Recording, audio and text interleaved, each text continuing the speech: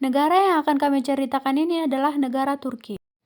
Sedikit latar belakang untuk kamu tentang ekonomi negara Turki. Jadi beberapa tahun terakhir, negara Turki sedang disorot banget dengan dunia internasional karena tingkat inflasinya tinggi. Berdasarkan data dari terbaru di Juni 2022, tingkat inflasi Turki tembus sampai 79%. Inflasi setinggi itu bisa dibilang status kritis hiperinflasi yang sangat mencemaskan. Artinya kenaikan barang-barang di Turki cepat banget. Bayangin aja deh, dari satu kebab Rp2.700 menjadi Rp774. Dan dengan kata lain, daya beli masyarakat dengan mata uang lira terus menurun setiap harinya. Di sisi lain, nilai lira mengalami kemerosotan yang sangat mencemaskan. Coba kalian lihat dari grafik ini akibatnya penurunan mata uang terhadap dolar Amerika selama 10 tahun terakhir. Dan tidak dolar Amerika doang, tetapi juga terhadap semua mata uang lainnya di seluruh dunia, termasuk terhadap rupiah. Nih kalian lihat betapa anjloknya nilai mata uang lira terhadap rupiah. Di tahun 2008 nilai tukar terhadap rupiah sekitar Rp8.000. Nilai tukar tahun 2022 adalah 1 lira setara dengan 820 perak. Bayangin deh, dalam waktu 15 tahun doang, nilai mata uang lira melemah 90%. Ya gimana mencemaskannya kondisi ekonomi negara Turki, tingkat inflasinya tinggi banget sampai nilai tukar jatuh terhadap mata uang negara-negara lain. Tapi kalian tahu nggak kenapa negara Turki bisa terjadi? Apa yang terjadi dengan negara dengan kulinernya yang khas, para wisata yang sangat indah, dan nilai sejarah budaya yang indah yang biasanya kota Istanbul? Sebelum kami menjelaskan penyebabnya, kami menceritakan sedikit dulu tentang latar belakang negara Turki. Secara umum, negara Turki ini adalah negara berkembang yang cukup menjanjikan dari sisi pertumbuhan zaman negara Turki. Cukup stabil, negara Turki berada di peringkat 19 besar dunia ekonomi.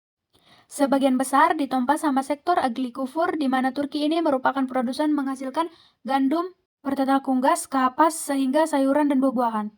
Selain itu, Turki juga mempunyai sektor rumah tangga yang nilai penjualannya tinggi yang mencapai miliaran euro. Mungkin kalian pernah mendengar dengan merek Vertel dan Beko, tapi sebetulnya faktor rumah tangga yang peminatnya besar banget di seluruh dunia, khususnya di benua Eropa.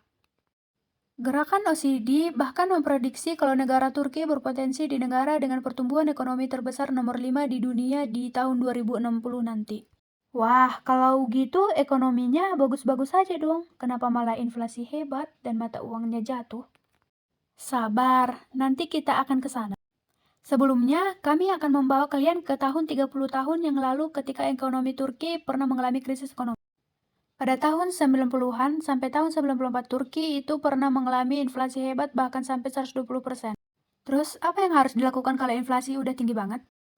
Nah, kamu pasti tahu deh, dalam teori ekonomi, kalau sebuah negara mengalami inflasi yang terlalu tinggi, maka bank sentral diharapkan untuk mengambil kebijakan moneter dengan cara naikin tingkat suku bunga. Harapannya, hal tersebut itu bisa meredakan inflasi dan saat itu Bank Sentral Negara Turki pada tahun 1995 buat meredakan inflasi. Bayangin aja kalau kalian menabung 10 juta rupiah dalam bentuk lira, dalam 12 kemudian tabungan kalian itu jadi 35 juta. Hal itu tentu membuat masyarakat Turki berbondong-bondong menabung, dan bikin tanah pengusaha enggan untuk meminjam uang ke bank soalnya suku bunganya tinggi. Kondisi ini membuat peredaran uang menjadi melambat dan kenaikan harga bisa diperlambat. Secara bertahap, akhirnya tingkat inflasi Turki berangsur-angsur menyeluruh ke level yang wajar. Selama beberapa tahun ke depan, kebijakan moneter naiknya suku bunga untuk meredami inflasi yang tinggi sebenarnya adalah rumus standar kebijakan ekonomi yang mana udah banyak dipraktekin termasuk di Indonesia. Kadang inflasi Indonesia tinggi di tahun 98 waktu itu sampai mencapai 50%. Bank Sentral Indonesia mengambil kebijakan naikin suku bunga sampai 70%. Dampaknya tingkat inflasi perlahan menurun sampai balik lagi ke level normal cuman dalam waktu 2-3 tahun doang. Sekarang kita balik ke negara Turki. Kali ini tahun 2018, kira-kira 2 tahun sebelum pandemi COVID-19, Turki itu mengalami inflasi tinggi dan kelemahan nilai mata uang lagi. Ini bikin perusahaan Turki yang punya pinjaman dalam bentuk dolar dan euro menjerit. Minta pertolongan Bank Sentral supaya cepat-cepat menstabilkan nilai lira. Saat itu Bank Sentral Turki menaikkan suku bunga buat meredam inflasi dan jasa menstabilkan nilai tukar lira. Walaupun inflasi bisa diredam dan nilai tukar sedikit membaik, tetapi kebijakan kali ini menimbulkan efek samping lain, yaitu kerugian perusahaan-perusahaan kecil yang mengoperasikan perusahaannya dengan minjam uang ke bank dalam bentuk lira. Hasilnya banyak perusahaan kecil yang terpaksa tutup, bahkan angka pengangguran sempat naik sampai 14%. Akhirnya sebagian rakyat Turki ngertiin kenaikan suku bunga di tahun 2018 sebagai upaya buat nolong perusahaan Turki yang terlilit utang di luar negeri dan bergantung sama impor, tapi malah ngorbanin masyarakat di dalam negeri. Sejak saat itu, Turki ngelakuin kebijakan yang radikal secara ekonomi, di mana bank sentral nggak bakalan naikin suku bunganya, tapi malah nurunin suku bunganya, dengan harapan maju ekonomi dalam negeri. Kebijakan ekonomi yang melawan arus ini dihadapin dengan ujian yang sangat besar, yaitu pandemi COVID-19 di tahun 2020 sampai 2021. COVID dengan pembatasan aktivitas sangat berdampak nih sama ekonomi Turki yang merupakan tujuan destinasi wisata populer dunia. Data pertama 2020, pendapatan negara menurun karena jumlah wisatawan di Turki anjlok sampai 51%. Pemasukan devisa negara juga berkurang drastis sampai akhirnya nilai tukar lira kembali melemah lagi. Memasuki di awal tahun 2022, aktivitas perdagangan di Turki kembali pulih setelah COVID mereda. Bahkan perdagangan itu berputar terlalu cepat hingga tingkat inflasi melewati batas normal. Mungkin kamu langsung berpikiran kalau emang naikin suku bunga udah berkali-kali terbukti efektif buat redamin inflasi, berarti Turki tinggal ngelakuin hal yang sama aja dong.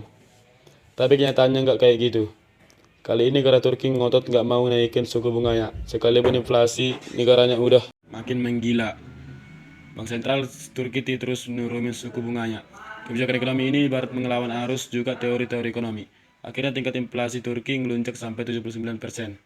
Daya beli uang lira terus menurun dan nilai tukarnya terus anjlok dibanding mata uang negara lain, termasuk dolar, rupiah, euro, dan lain-lain. Menurut pihak Turki, suku bunga rendah akan buat kredit murah dan buat ekonomi Turki terus tumbuh. Nilai lira yang murah juga buat produk-produk ekspor Turki lebih murah di luar negeri. Jadinya produk ekspor Turki bisa bersaing dan lebih laku dari produk-produk negara lain. Tapi di sisi lain, inflasi yang berlebihan ini terus berlangsung sampai hari ini. Banyak rakyat miskin yang menjerit karena barang pokok naik tiap hari. Harga makanan dan minuman naik hingga 89,1% dalam beberapa bulan, sementara peralatan rumah tangga harganya naik 77,64%. Terus sejauh ini kira-kira upaya kebutuhan pemerintah Turki buat menanggapi inflasi yang super tinggi ini.